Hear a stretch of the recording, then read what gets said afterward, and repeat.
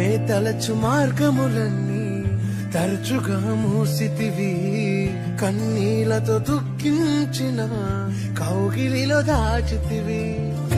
ఊయటకు కారణం నీ ముక్కునికి తెలిసినదే, అడిగిన దానికంటే అధికమే పొంది తినే. మూయటకు కారణం ఇప్పుడే తెలిసినదే, అడిగిన దానికంటే ఎక్కువే పొంది తినే. నా చిన్న చిన్న ఆశలన్నీ అరిగితివి,